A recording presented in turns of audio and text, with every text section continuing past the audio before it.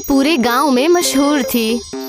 राधा, आज तुम आधा घंटा देर से आई थी। तुम्हारे 10 घंटे की दिहाड़ी है 100 रुपए, मगर तुम आधा घंटा देर से आई थी, इसलिए तुम्हारी दिहाड़ी हुई 95 रुपए। ठीक है। मैं हिसाब किताब में एकदम पक्का हूँ, कल से वक्त पर आ जाना, समझ गई? जी मालिक। सेठ गिरधारी लाल दूसरों के साथ ही नहीं बल्कि अपने खुद के परिवार के साथ भी कंजूस था। इस बार मैंने 2 बोरी चावल बोले हैं, आप किराने वाले को पैसे दे देना। अरे बाबा, 2 बोरी चावल, इतने सारे अनाज का हम क्या करेंगे? अरे इस महीने मेरे दोनों भाई आने वाले हैं, अब वो जवान हैं तो खाना तो खाएंगे ना।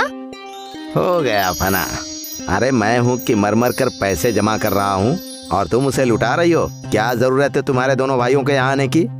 वो उनके कॉलेज की छुट्टी है, कई सालों से मुझसे मिले नहीं, इसीलिए मैंने कहा कि तुम दोनों यहाँ आ जाओ। अरे बददिमाग औरत, तो खुद चली जाती ना अपने मायके कुछ दिनों के लिए। ये तो मैंने सोचा ही नहीं। अरे तो सोच, तू मायके जाएगी तो भाइयों के साथ साथ अपने माँ बाप बहन बहन सबसे मिलेगी। हाँ, वैसे भी कई सालों से मैं अपने मायके नहीं गई। अरे तो जल्दी जा, सोच क्या रही है? मैं कल ही तेरी टिकट करवाता हूँ। ठीक है। गिरधारी लाल ने 1 बोरी अनाज बचा लिया और वो बहुत खुश हो गया, पर उसे कहाँ पता था कि उसकी पत्नी का मायके जाना उसे इतना ज्यादा महंगा पड़ेगा। शाम को रेणुका बाजार से ढेर सारी शॉपिंग करके लौटी। अरे बाप रे, ये सब क्या है? शॉपिंग है और क्या। मगर इतनी सारी? हाँ, अब मायके जाऊंगी तो खाली हाथ थोड़ी ना जाऊंगी। आपकी इज्जत का भी तो ख्याल रखना है, वरना मेरे मायके वाले कहेंगे कि रेणुका का पति तो बड़ा कंजूस है, कुछ भी नहीं भेजा। लेकिन पता है, मैंने आपके फिर भी बहुत पैसे बचा लिए हैं। और वो कैसे? मैंने ये सब सेल में खरीदा है, 50% की छूट पे। हे भगवान, कोई तो इस बेवकूफ को समझा दे। तू चाहे सेल में खरीद या कैसे भी खरीद, फिर भी पैसे तो हमारे गए ना। हाँ, वो तो है। गिरधारी लाल अपनी पत्नी को डांटता रहा, पर क्या फायदा, गिरधारी लाल के पैसे तो चले ही गए। खैर, अगले दिन गिरधारी लाल की पत्नी ट्रेन में बैठकर अपने मायके चली गई। अब कम से कम कुछ दिनों तक मेरे पैसे तो बच जाएंगे। कुछ दिनों के लिए गिरधारी लाल बहुत खुश था। उसके घर में राशन भी बहुत कम ही आ रहा था। वो रोज दाल चावल बनाकर खा रहा था। इसे कहते हैं ना पैसों की बचत, वरना रेणुका होती तो ये लाओ, वो सब्जी, ये पनीर, बाप रे बाप कितना खर्च करवाती है वो। लगभग 1 महीने बाद रेणुका लौट आई और गिरधारी लाल के चेहरे पर उदासी छा गई। ये सब सामान लेते हुए आना। हाँ, 5 किलो शक्कर, 4 किलो दाल, 2 किलो घी, 10 किलो तेल, इतने सारे सामान की जरूरत कैसे नहीं है? अब 2 लोग होंगे तो इतना खाना तो खाएंगे ना। अरे तू औरत है या शैतान? इतना सारा सामान खाएगी? अब आप जो भी बोल लो, ये सारा सामान तो आपको लाना ही होगा। गिरधारी लाल रेणुका को समझाता रहा कि खर्चा कम कर दे, पर रेणुका कहाँ सुनती। वो अपने पति के कंजूसी से वाकिफ थी। फिर एक दिन रेणुका की तबीयत खराब हो गई और उसे हॉस्पिटल ले जाया गया। मुबारक हो, आपके घर में एक नया मेहमान आने वाला है। अरे मुझे कोई मेहमान नहीं चाहिए। मैं बोल रही हूँ कि आपकी पत्नी गर्भवती है, आपके घर में एक छोटा बच्चा आने वाला है। ये सुनकर गिरधारी लाल खुश हुआ, लेकिन फिर वो पैसों के बारे में सोचने लगा। बच्चा आएगा मतलब उसके खर्चे बढ़ जाएंगे, उसका खाना, उसके कपड़े, उसकी पढ़ाई का खर्च। हे भगवान। गिरधारी लाल के चेहरे की हवाइयाँ उड़ गई थी। ये देखकर उसकी पत्नी समझ गई, जरूर आप पैसों का सोच रहे होंगे, है ना? हाँ, क्यों ना सोचूं, आखिर पैसे तो मेरे ही जाएंगे ना। हाँ तो क्या हुआ, बेटा भी तो आपका ही है ना। अरे वही तो तकलीफ है, अब बच्चे के पैदा होने का खर्च, के खाने का खर्च, कपड़ों का खर्च और फिर पढ़ाई का खर्च। अरे रे, आप इतनी दूर चले गए। जब बच्चा पैदा होगा तो आपको सबको दावत देनी पड़ेगी, ये भूल गए क्या? रेणुका ने गिरधारी लाल को एक नई समस्या दे दी थी। उस दिन से गिरधारी लाल सोचने लगा कि वो कैसे दावत के पैसे बचाएगा। अरे कम से कम 40-50 लोग तो आएंगे ही, सबको भरपेट खाना खिलाना, वो भी पकवान। बाप रे बाप, मैं तो लुट जाऊंगा। मुझे कुछ ना कुछ तो सोचना ही पड़ेगा।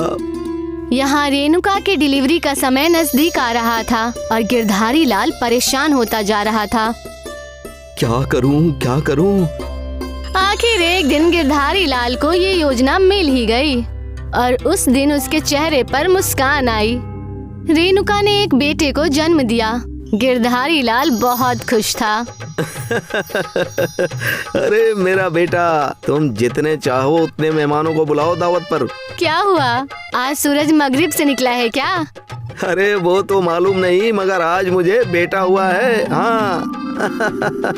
इस खुशी में रेणुका ने अपने सारे परिचित और रिश्तेदारों को दावत का न्योता दिया। वो कब से सबको दावत पर बुलाना चाहती थी, लेकिन अपने पति के कंजूसी की वजह से ऐसा कर नहीं पा रही थी।